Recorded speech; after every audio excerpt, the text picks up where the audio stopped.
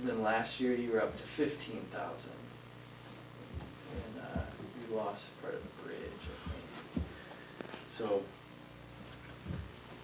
what we want this to be useful for is when the water's coming up and you don't know where it's going to stop. So this is just another tool in your toolbox that you can use to kind of evaluate your flood risk, and then areas that you might need to look at and you might have trouble later on, evacuations and that sort of thing.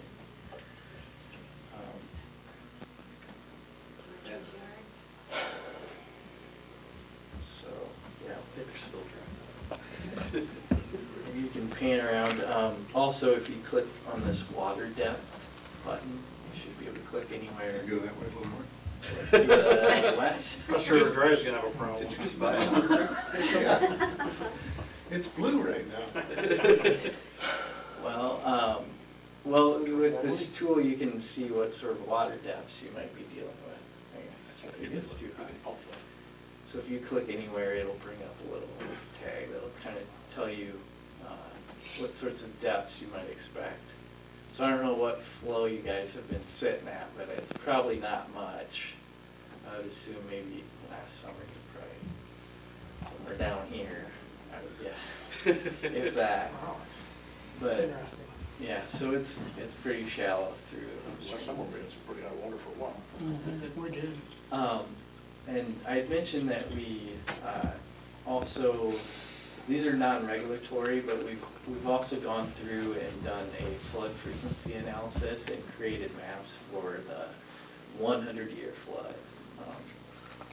So you can also get to our version of that on here as well. You got 2 of those in 6 weeks. Yeah.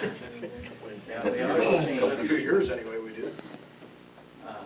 But you can load the 10 through the 25, 50, 100, and 500-year flood, or at least our estimation of what those are based on your gauge of record. You're talking about a 100-year, past 100 or coming up 100?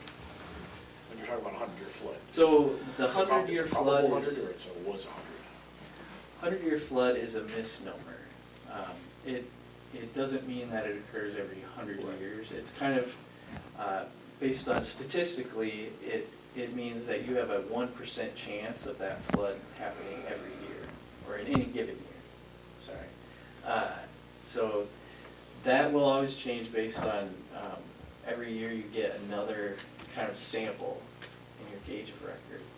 So then you have a better idea, or an estimate of the 100-year flood with less uncertainty every year. You have more. With the amount of silt buildup, does that affect how much water the river can hold, right? Upstream of the dam, it can a little bit. A lot of what it will be controlled by is just your dam crest and kind of just the reach fit. I'm not sure how far back the influence goes, but you'll typically have flat water surface behind the dam. So if your dam was twice as wide, it would drop it lower. When you start to get into really high flows, then it will start to matter more if the channel isn't as deep as it could be or it was. Is this updated yearly, or just a one-time deal, updated later on or something, or how? We will update it as needed. If there are any sorts of changes near the stream or bridges, we can certainly update it. And these were, let's see, so yeah, it says right here, we posted December of last year, so they usually will stay pretty good until there's major changes to the dam or whatever is close to the river. So these are from readings that you actually took, Daniel, they're not, did you put sensors along the river, anywhere along there in order to No. keep it updated, your information on? So basically, all the information as far as sensors that we had used was from the USGS gauge. Okay. So just part of making these 100 and 500-year flood maps, we just used their peak flow from the gauge of record. I think it goes back to the 40s or so up until now. But most of what these are useful for is probably for you guys would be the river stage based maps, which you can switch back and forth on the side here. Speaking of sensors, I can show you another neat feature. You can go to an overview of Iowa. And then I mentioned, let's see, there are river gauges. The USGS maintains an excellent network of river gauges in Iowa. I think over 100, maybe 120. And along with that, we have created our own sensor, which is kind of a,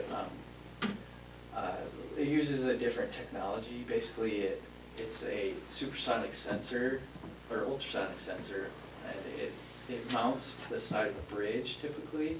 So it'll just emit a pulse of sound, and then it'll come from the sensor, bounce off the water surface, and then return to the sensor. And depending on how long that takes to happen, that's how far away the water surface is from the sensor, or the bottom of the bridge, pretty much.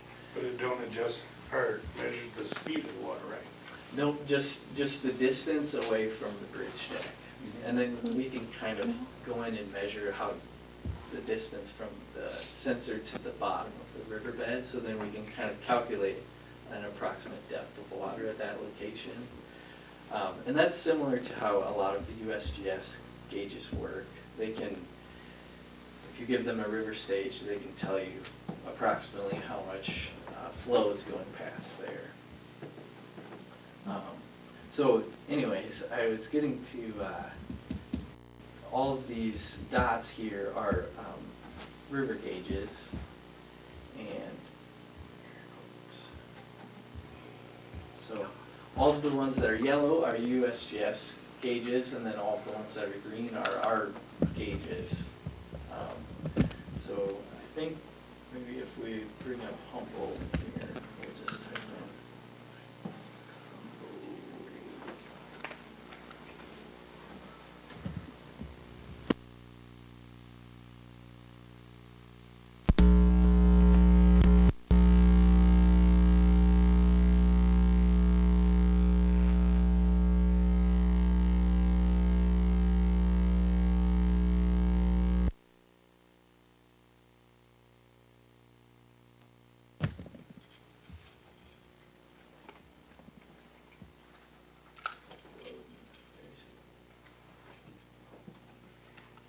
Aaron, I'm sorry, Dan, I was just gonna, while you were waiting, the city's still currently using old FEMA maps for Yeah, flood still plains. 1980. That's what I mean, but we're, obviously, we're expecting a new updated map. FEMA has said the new map is coming. very soon. Hasn't put a timeline on it, but just the fact that it's, a new one's coming soon, No, this is Didn't FEMA. say soon, now he said coming. Just This is FEMA, so. If you ever went to.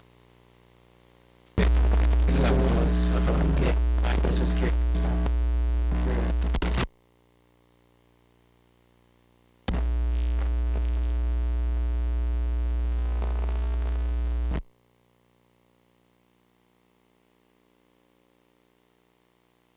It's halfway loaded, but in this same watershed outline for Humboldt, you can see these yellow dots are all the USGS gauges. So this is accessible on the website, but this view is pretty helpful because you can go and click and see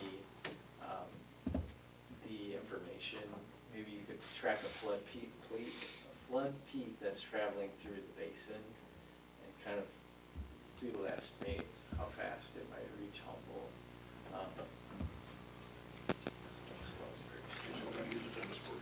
Anyway, is that going to, right? and then also,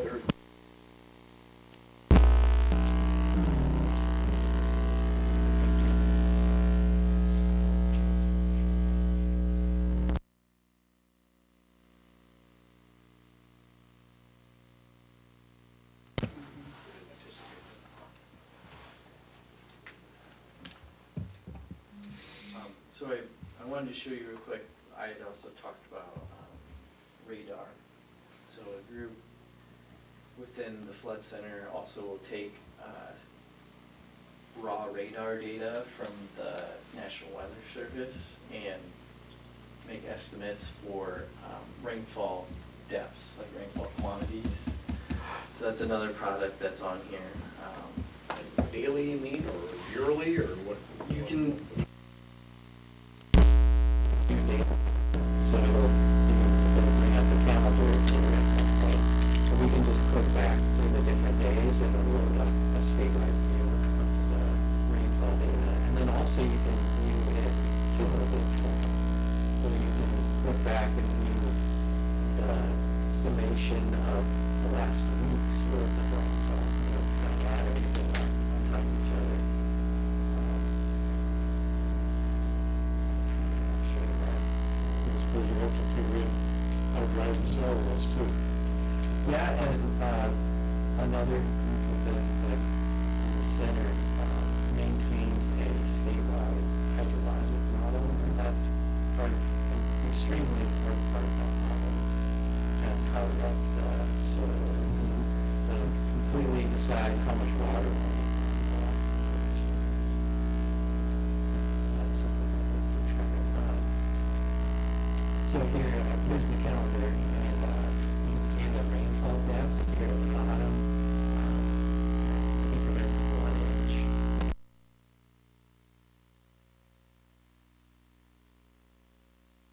Go back in time, and it'll just keep adding it up according to the calendar here. So it's pretty useful to see kind of what sort of rainfall depths and whether or not your basin might be getting in trouble, and you should expect a lot more runoff. Well, our gauge had about 2 inches in just an hour's time. Yeah, it seemed like it anyway. Last night. So one precaution I might mention is that this is coming from raw LiDAR data, so there's other LiDAR, it's raw radar data, so later on, the Weather Service will create a format that's been adjusted using ground truth, but this is updated, some of our real-time radar, current rainfall, maybe I should show you that. This is updated every 5 minutes or 15 minutes? 15 minutes. So we're taking, there's very little delay in what the Weather Service is producing, and then we'll go through it. It's very high resolution stuff. And this all can be accessed with the ifocenter.org. Right. Yes, so please, if you have time to maybe go and look around at some of the features, we'd appreciate it if everyone did that. But I think I've used up enough of your time. But thank you for listening to us. Thanks Oh, for that's Aaron. great. Figured that. Allowing us to speak to you. I think it's interesting, you said you've got some flyers here for Yes. anybody who's interested. I'll have these in City Hall, so share that with some of the other folks. Alrighty, thank Thanks, Dan. Yeah, thank you. Thank you for coming. Yep. Appreciate it.